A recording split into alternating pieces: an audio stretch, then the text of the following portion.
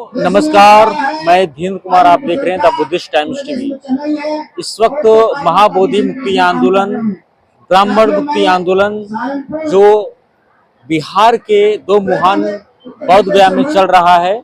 आज महाबोधि मुक्ति आंदोलन में बिहार के विभिन्न जिलों से आए हुए लोग हैं। हमारे बीच में कुछ समाज सेवी हैं, शुभचिंतक हैं, जो लगातार बहुजन मूवमेंट को, बुद्धिस्ट मूवमेंट को बढ़ा रहे हैं। तो आइए हम बात करेंगे, जानेंगे कि उनका महाबोधि मुक्ति आंदोलन को लेकर के क्या कुछ कहना है। तो बने रहिए द बुद्धिस्ट टाइम्स टीवी की वीडियो के अंत तक। और साथियों, आपसे निवेदन है कि वीडियो को ज़्यादा से ज़्यादा शेयर जरूर करें। का स्वागत है। धन्यवाद। सर, क्या नाम है अपना? रविंद्र कुमार। पूरा परिचय दीजिए। रविंद्र कुमार, पटना से हैं। आज आप लोग महाबोधि मुक्ति आंदोलन में आए हुए हैं, कैसे देख रहे हैं महाबोधि मुक्ति आंदोलन? ये आंदोलन लगभग 2 महीने से चल रही है और ये 2 महीने से ज्यादा हो रहा है। हाँ, ज्यादा ही हो गया। ये आंदोलन अब अंतर्राष्ट्रीय मुद्दा बनने जा रही है।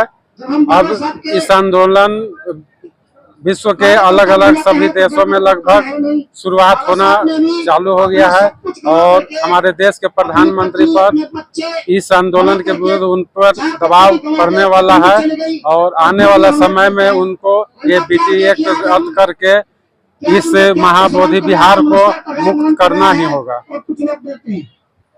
कैसे मुक्त करवाएंगे? क्योंकि महाबोधि महाविहार में जो पंडित पुजारी बैठे हुए हैं वो हजारों सालों से उस पर कब्जा कर रखे हैं और जो आंदोलन है ये काफी लंबे अरसे से चला आ रहा है।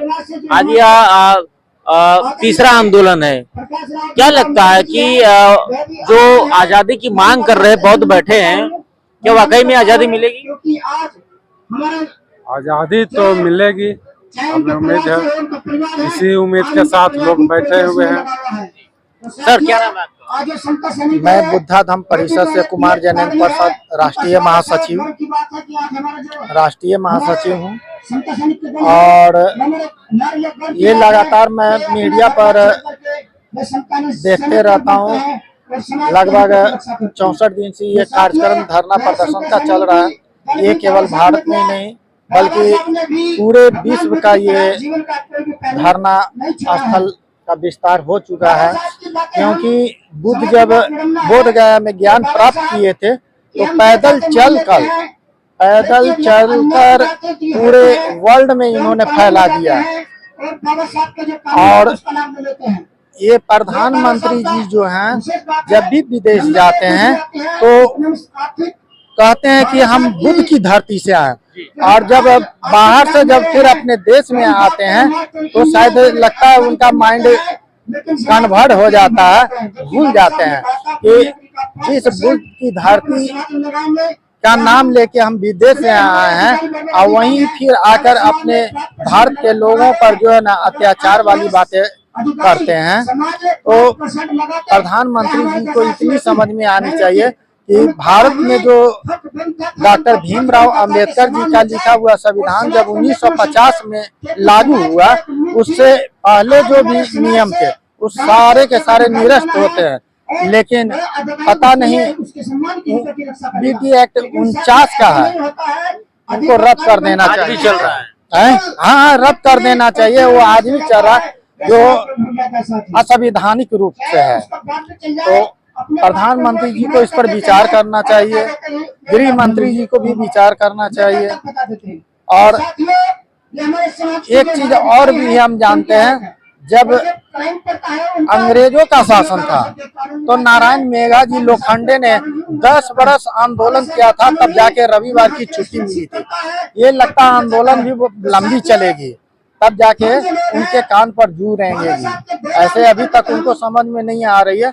और इस धरना से उनको इतनी समझ में आनी चाहिए कि बाबा साहब का कहा हुआ जो बात था कि राजनीति वो मास्टर चाबी है जिससे सारे बंद दरवाजे खोले जा सकते हैं, तो सत्ता भी परिवर्तन होगी। अगर आज नहीं तो कल इनको समझ में आ जानी चाहिए।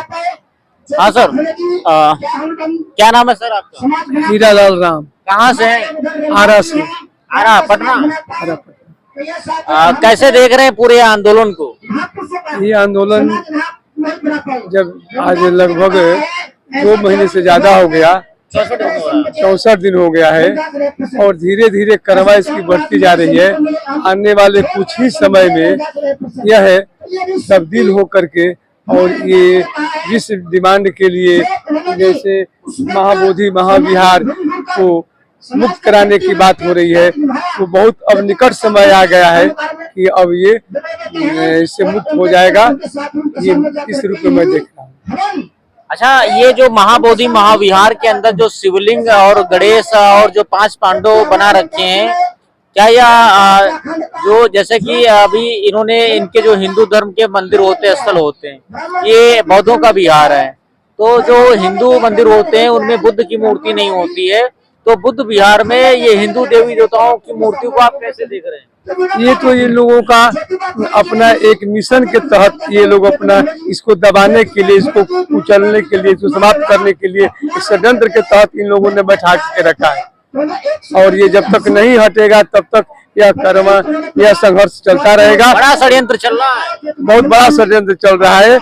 इसको हिंदू राष्ट्र बनाने की जो समस्या अभी आ रही है उसके तहत ये लोग काम कर रहे हैं और एक न एक दिन इनको छोड़ करके भागना पड़ेगा। इस रूप में मैं इसको देख रहा हूँ।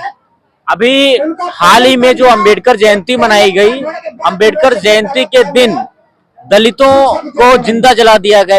एक ऐसी घटना आ रही है जिसमें एक दलित को जो है जिंदा जो है उसको बोरी में भर करके उसको आग लगा दी गई। हाँ, ये होते ऐसे कई घटनाएं हैं जो 14 अप्रैल अंबेडकर जयंती के दिन हुई है। हाँ, ऐसी घटना घटती रहेगी जब तक हम लोग इसको पूर्ण रूप से यूनाइट नहीं हो जाएंगे, तब तक बहुत सारे घटनाएं घटती रहेगी।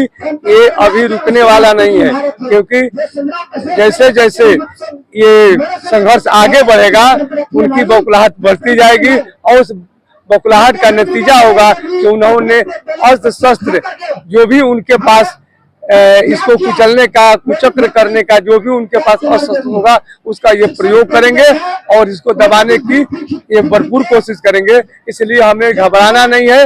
आने वाला समय में इसको डट करके मुकाबला करके इसको हमको निरस्त करने की काम करना होगा। जी सर, क्या नाम है? कृष्णकांत। कहाँ से हैं? पटना, बिहार से। पटना से हैं।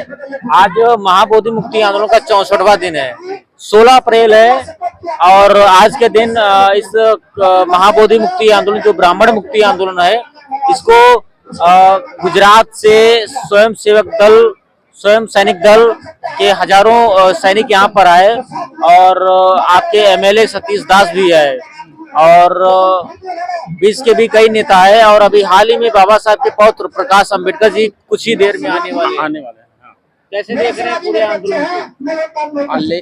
आंदोलन बहुत ही व्यापक है और आने वाले समय में इससे भी बड़ा व्यापक बनने वाला है। ये जितनी जल्दी हो सके बुद्ध विहार को पूरी तरह से बुद्ध सोसाइटी को सौंप देना चाहिए, हमारी यही मांगे है।